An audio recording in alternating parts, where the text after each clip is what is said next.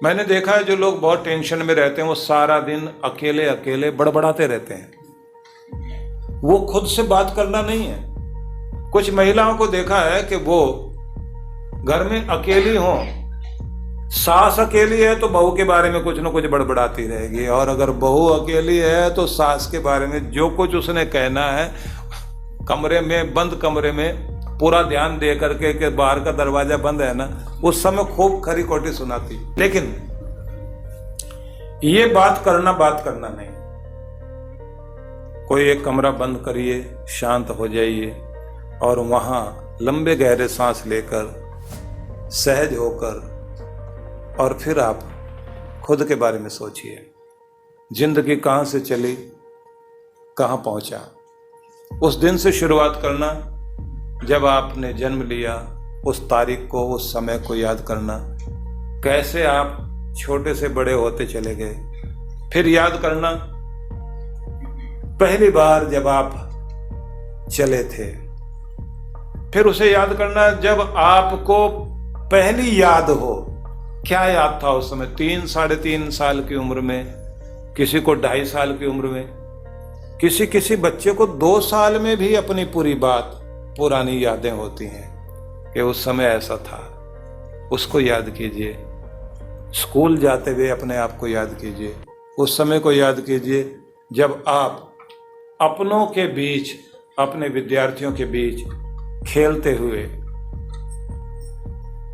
थोड़ी चालाकी में जीने लग गए। जब आपने पहली बार कोई चोरी की या झूठ बोला, जहां से दुनिया का रंग आपके ऊपर चढ़ना शुरू हुआ, जहां से मैल चढ़नी शुरू हुई।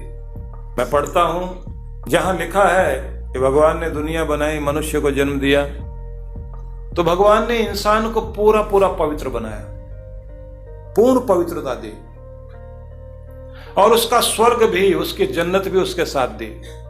उसके दोनों कान दुनिया में खुले हुए जरूर थे, लेकिन आवाज भगवान की सुनाई देती थी, क्योंकि उसके दोनों कान भगवान की तरफ लगे हुए थे। वो दुनिया को देखता जरूर था, लेकिन दोनों आंखें भगवान के दृश्यों को देख रही थी। उसके दोनों हाथ इस दुनिया में कर्म करने के लिए थे, लेकिन उसका कर्म भी भगवान की सेवा और पूजा थी। उसका हृदय धड़कता जरूर था, लेकिन उसमें जो प्रेम जागता था, भगवान के लिए जागता था। उसके पांव चलते थे तो भगवान की राह में जैसे चल रहा हो। वो दुनिया की राह पर चल रहा होता था, लेकिन हर राह जैसे भगवान की तरफ जा रही। तो उसका स्वर्ग उसके करीब था। वो मन से बहुत भोला था। उसके मन में बहुत शांति थी। उसके पास बहुत प्रेम था। वो बिना बात के हंसता था। वो आंखें बंद करके लेटता था तो उसे पता भी नहीं लगता था कब नींद आ गई। सुबह जाग गया तो ऐसे जैसे बादशाह जागा हो, पूरी ताजगी, पूरे आनंद, पूरे उत्साह में। उससे कोई पूछता था, कोई चिंता भी होती है दुनिया में? वो कहता है कि मैंने तो सुना भी नहीं नाम। स्वर्ग उसके आसपास था। कहते हैं एक दिन कोई एक आदमी उसे मिल गया जो उसको उसका दोस्त बताता था, और उससे कहता था दुनिया भोलेपन से नहीं चलती, थोड़े होशियार बनो। एक कान भगवान को दो, एक कान दुनिया को दो, इधर की भी सुना करो, उधर की भी सुना करो। एक आंख से भगवान के दृश्य देखो, एक आंख से संसार देखना शुरू करो। और ये जो तुम्हारी जबान है, ये अभी तक सिर्फ उसी के गुणगान करती है। थोड़ा दुनिया से भी बात करना शुरू करो। तुम्हारे जो दिल के अंदर प्रेम भरा पड़ा है, थोड़ा दुनिया के लोगों से और दुनिया की चीज़ों से भी प्यार करना शुरू करो। दुनिया की वस्तुएं भी इकट्ठा करना शुरू करो। तुम्हारे पांव जो अब तक केवल भगवान की राह समझ के चलते थे, थोड़ा थोड़ा क्लब की तरफ भी जाना शुरू कर दो। थोड़ा थोड़ा दुनिया की तरफ भी आना शुरू कर दो। अब तक तुम नाचते थे परमात्मा के लिए, अब थोड़ा थोड़ा दुनिया में भी नाचना शुरू कर दो। अब तक तुम्हारे हाथ जो चल रहे थे वो सिर्फ जुड़ते थे परमात्मा के लिए, कर्म हो रहा था हाथों से भगवान की सेवा समझकर। अब थोड़ी थोड़ी दुनिया की सेवा भी कर लो। तो आदमी ने समझा ये होशियार आदमी है। ये कहता भोलेपन से दुनिया नहीं चलेगी, ये कहता प्रेम से दुनिया नहीं चलेगी, थोड़ी सी चालाकी चाहिए, थोड़ी बुद्धि का इस्तेमाल चाहिए। और ये कहता प्रैक्टिकल हो जाओ। अभी तक मैं प्रैक्टिकल नहीं था, ये मुझे कहता है प्रैक्टिकल होना है, तो मुझे इसकी बात माननी पड़ेगी। ये कहता तुम कैसा भी पहनकर खुश हो, ऐसे बात नहीं बनेगी, थोड़ा अप टू डेट हो जाओ, हमारे जैसे पहनना शुरू करो, हमारे जैसे तुम चलो। और कहते हैं उसके बाद आदमी आधा आधा बट गया, आधा दुनिया की तरफ चला गया, आधा भगवान की तरफ चला गया। और उसके बाद जो वो स्वर्ग उसके साथ चलता था, दाईं तरफ उसके स्वर्ग था, बाईं तरफ नरक भी आ गया। अब उसकी एक आंख में आंसू, एक में मुस्कान आ गए, उसके दिल के अंदर प्रेम के साथ घृणा भी आ गई, उसकी आवाज निकलती है, मिठास भी है, कड़वाहट भी है। और वो जो देखता है उसके कदम भगवान की तरफ भी चलते हैं, शैतानियत की तरफ भी चलते हैं। वो हाथों से कुछ अच्छा भी करता है, कभी कभी बुरा भी कर लेता है। तो वो रात को सोता है, डरावने सपने आ जाते हैं, उसके बाद रोता भी है। अब वो कहता दुनिया बदल क्यों गई, दुनिया बहुत खराब हो गई है, मैं तो सोचता था दुनिया बहुत अच्छी होगी, मैंने तो बहुत अच्छा संसार देखा था, ये दुनिया इतनी बुरी क्यों है।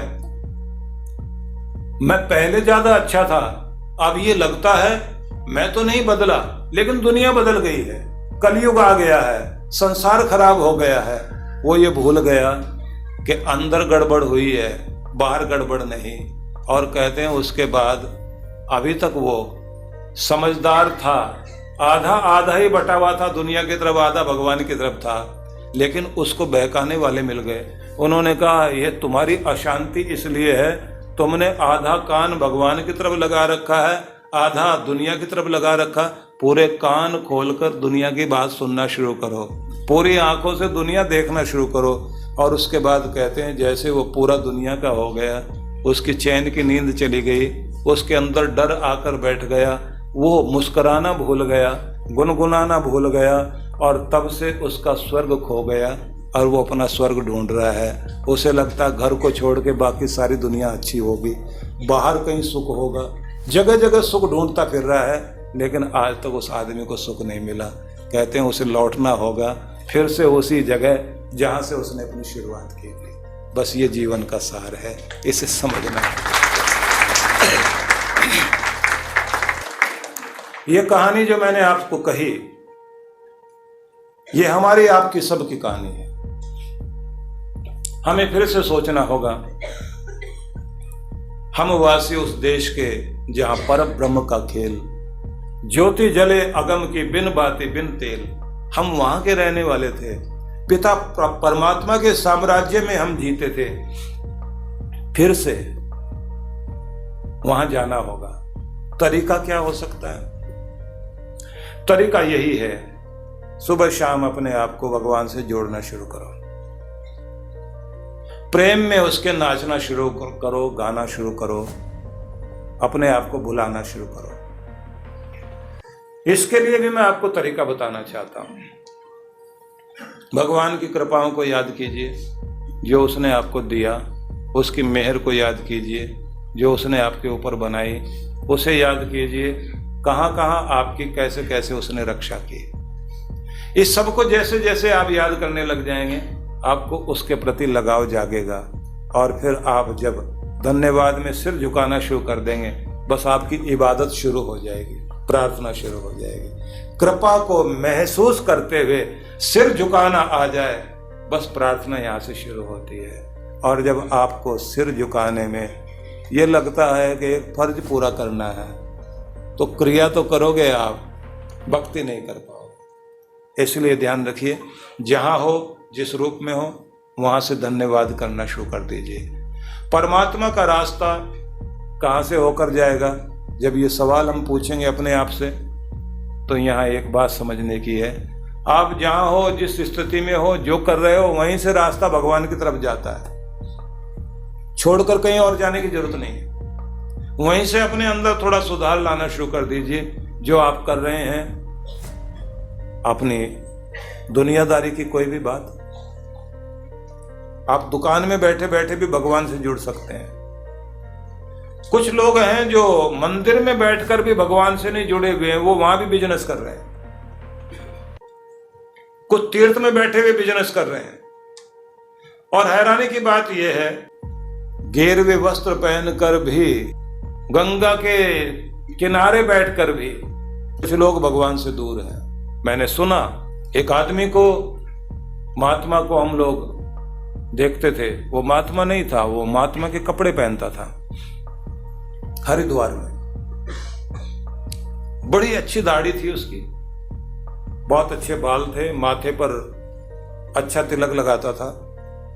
और वो किसी के भी पास जाकर बोलता था, देखो बेटा, गंगा, गीता, गौ, गुरु, गायत्री पावन करने वाली मानी गई है। ये उसने रट रखा था।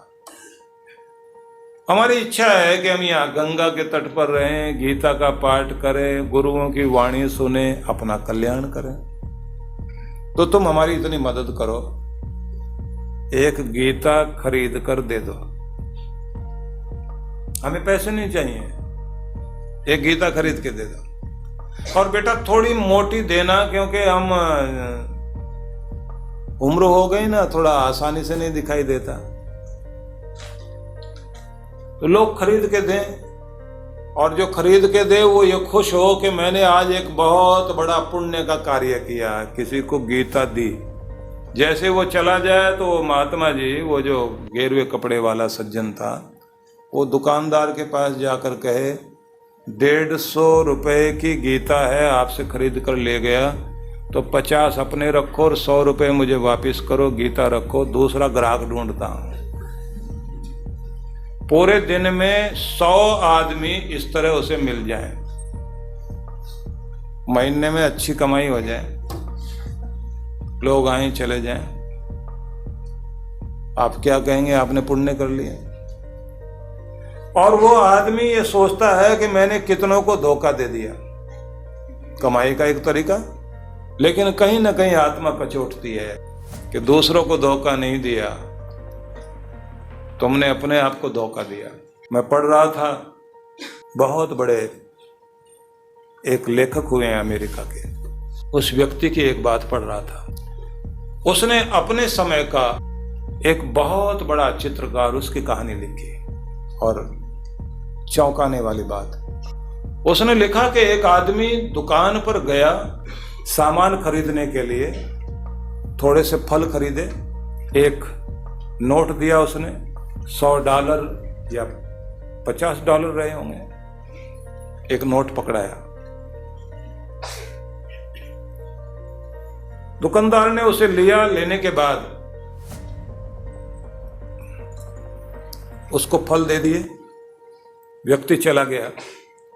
दुकानदार जैसे नोट गिनने लगा तो उसके हाथ पर स्याही लग गई, इंक लग गई। उसे थोड़ा शक हुआ कि कोई गड़बड़ है। नोट को देखा, उसमें से स्याही लगी थी। उसने तुरंत पुलिस को फोन किया, फोन करके कहा कि नोट तो असली लगता है, लेकिन इसमें से इंक अभी मेरे हाथ में लग गई।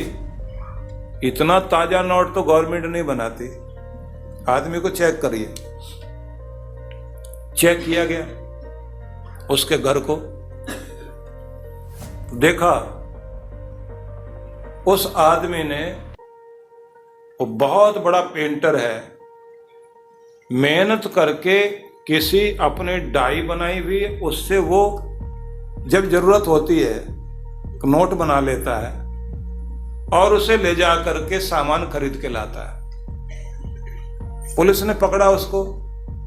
जेल में डालने से पहले इंट्रोगेशन जैसे हो रही थी, तो उससे पूछा गया कि ये एक नोट बनाने में, सफाई से तैयार करने में तुम्हें कितना टाइम लगता है?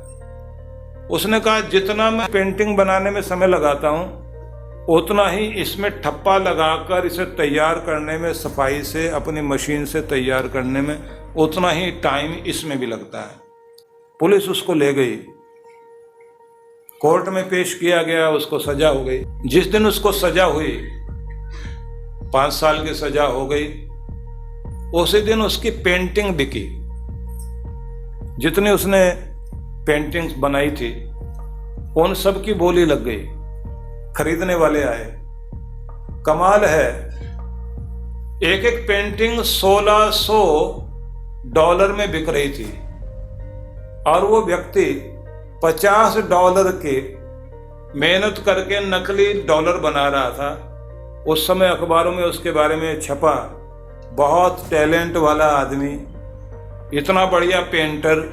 वो चाहता तो थोड़ी सी और मेहनत करके उसकी एक एक पेंटिंग $10-10 हजार की बिक सकती थी, लेकिन उसने अपना दिमाग मूर्खता में लगाया और जेल के पीछे बैठा हुआ है। आप सोच सकते हैं, बहुत लोगों के पास दिमाग बहुत तेज होता है, बहुत अच्छा होता है, लेकिन वो कहाँ अपने दिमाग को इस्तेमाल कर रहे होते हैं। अगर उसी दिमाग को वो अपने को ऊपर उठाने में या अपने परमात्मा को पाने में या इस संसार का भला करने में लगा दे तो वो आदमी दुनिया में सदा याद करने लायक हो सकता है। जरा सोच के देखिए,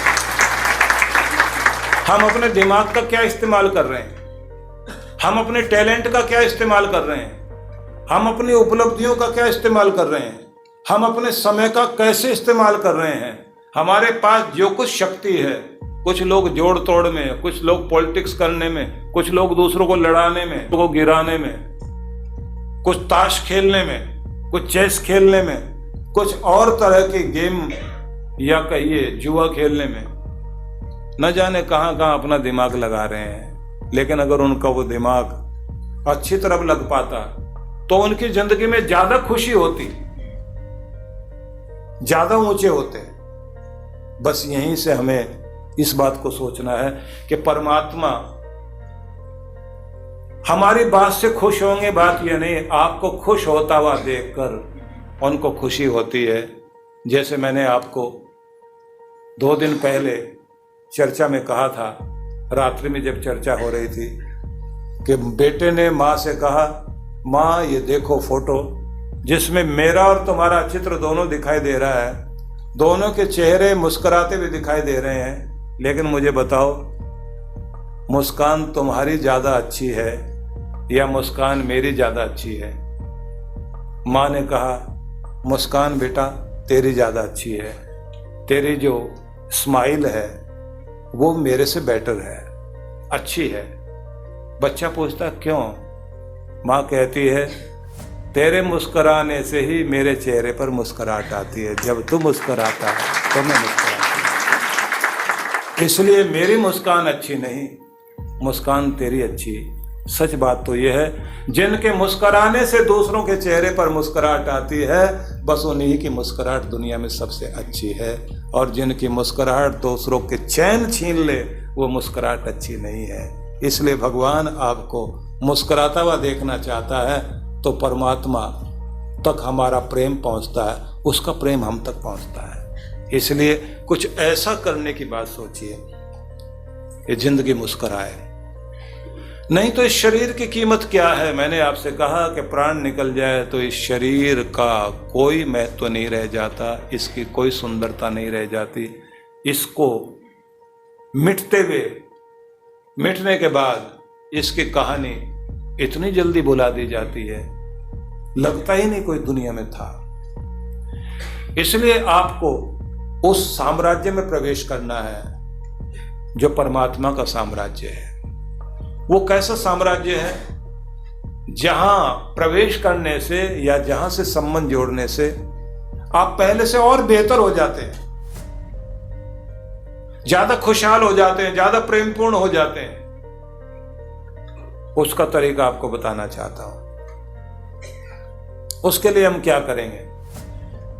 मैंने आपसे कहा भगवान आपसे क्या चाहता है, ये बात भी आ गई। हम भगवान से क्या चाहते हैं ये भी हमने सुना कि हम वस्तुएं जरूर चाहते हैं, लेकिन वस्तुएं पाने के बाद भगवान से हम सुखी हो पाएंगे इसकी गारंटी नहीं। हम भगवान से वही चाहें जिससे हमें सुख मिले। वस्तुएं जरूर देना लेकिन वस्तु का सुख भी देना, घर जरूर देना लेकिन घर का सुख भी देना। भगवान कहते हैं मैंने वस्तु दी, सुख लेना तुझे आना चाहिए। मैंने रिश्ता दिया, रिश्तों में प्रेम पैदा करना और प्रेम बांटना तुम्हें आना चाहिए। मैंने तुम्हें गेहूं दिया, क्या कैसे पकाकर खाना है ये तुम्हें समझ होनी चाहिए, ये मैं नहीं बताऊंगा। मैंने तुम्हें बांस दिया, तुमने बांसुरी बनानी है या उसका डंडा बनाकर दूसरों को मारना है, ये तुम्हारे ऊपर है। मैंने तो तुम्हें वस्तु दे दी, इस्तेमाल करना तुम्हें आना चाहिए। यहां से भूमिका शुरू होती है गुरु की, यहां से भूमिका शुरू होती है गाइड की। क्योंकि हमारा गाइड अगर ठीक है तो ठीक समय में हमको जगाता है, हमको समझाता है, हमको पुकारता है कि उठो जागो, जो पाने के लिए आए हो उसे तैयारी करो, नहीं तो तुम्हारा समय हाथ से निकल जाएगा। तुम कर क्या रहे हो, तुम कहाँ खड़े हुए हो। ऐसे करते करते तो जीवन का बहुत सारा समय हाथ से निकल गया, तो जिंदगी की सांझ सामने आ जाएगी, कहीं पहुंच ही नहीं पाओगे, कुछ कर ही नहीं पाओगे। जाग जाए आदमी, होश में आ जाए, निश्चित ही थोड़े समय में भी बहुत कुछ पा लेगा। और न जागा हुआ हो, हाथ से समय निकलता चला जाएगा। मुझे ध्यान आता है सुकरात का। यूनान का बहुत बड़ा फिलोसफर था। सुकरात दिन में धूप के अंदर लैंप हाथ में लेकर चलता था और लोगों के चेहरे की तरफ लैंप लगाकर देखने की कोशिश करता था, जैसे कोई टॉर्च जला जलाकर किसी का चेहरा देखे। लोग उससे देखकर पूछते थे, इतनी बड़ी धूप, ऊपर से लाइट जलाकर आदमी को देख रहे हो, क्या ढूंढ रहे हो, किसको पहचान रहे हो।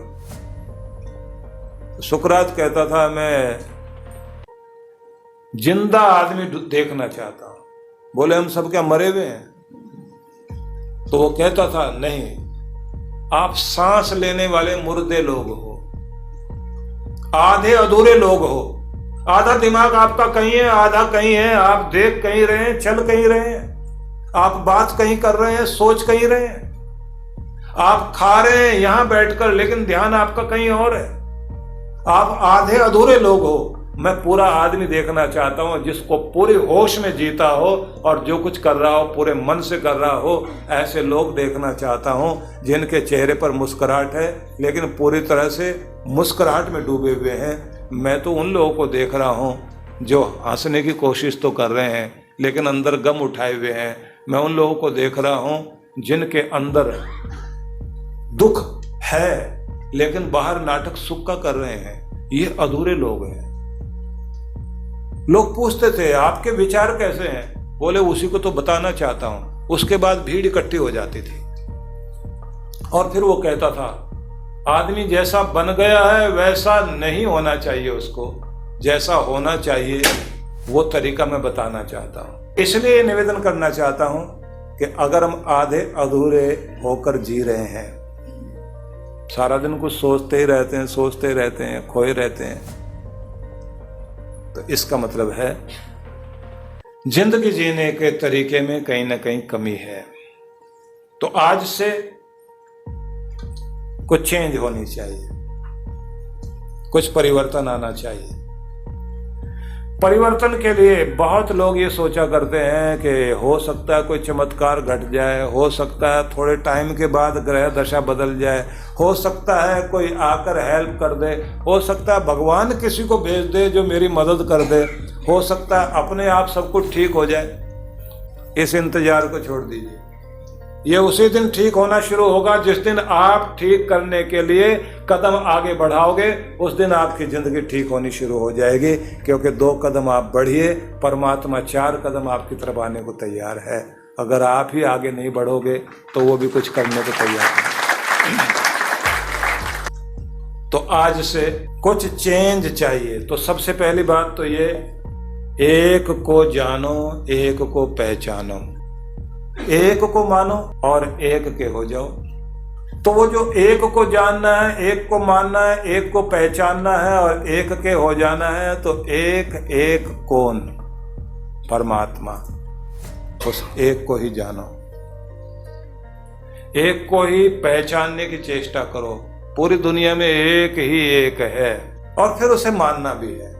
मानने का मतलब होता है कि जब आप किसी चीज को मानने लग जाते हैं, जानते तो हैं, मानते नहीं हैं, मान गए, महसूस कर गए, तो लगेगा परमात्मा मेरा मित्र है, मेरे साथ है, मेरे साथ साथ चलता है। और जैसे मैं ये कहा करता हूं कि आप मंत्र लेते हैं, दीक्षा लेते हैं। दीक्षा देते समय गुरु आपका हाथ परमात्मा को पकड़ाता है और उस समय एक बात कहता है, मैं तुम्हें दे रहा हूं नियम को तुम पकड़ लेना। नियम तुम्हारा हो गया तो ये पक्की बात है, परमात्मा तुम्हारा हो गया। नियम को पकड़े रखना, भगवान तुम्हारा हाथ पकड़े रखेगा। जिस दिन नियम को छोड़ने लग जाओगे, भगवान तुम्हारा हाथ छोड़ देगा। इसलिए नियम ही तुम्हें भगवान तक लेकर जाएगा, भगवान तुम्हारे अंग संग चलेगा। इसलिए तुम गिरते हुए भी गिरोगे नहीं, चोट खाते हुए भी चोट नहीं खाओगे।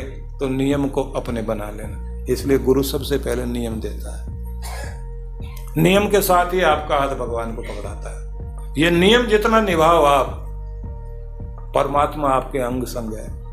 उसके बाद कहा जाता है ये 1.25 लाख जाप आप कर पाए श्रद्धा के साथ, तो अब ये गारंटी है गुरु की, रक्षा कवच शरीर पर आ जाएगा। अब आपके ऊपर कोई कितना भी मंत्र तंत्र करने की कोशिश करे, आपसे टकराकर चीज दूसरे की तरफ जाने लग जाएगी, लेकिन आपका कुछ नहीं बिगाड़ सकती, क्योंकि मंत्र शक्ति आपके साथ काम कर रही है।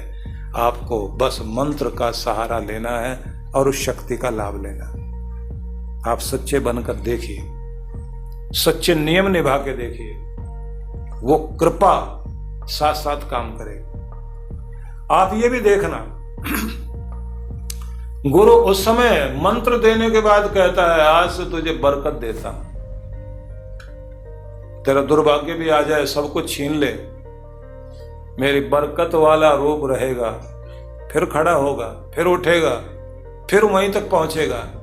लेकिन इस बात को ध्यान रखना, नियम नहीं छोड़ना, अपने नियम को पकड़े रखना और इस नियम में, श्रद्धा में दृढ़ता के लिए गुरु से जुड़े रहना।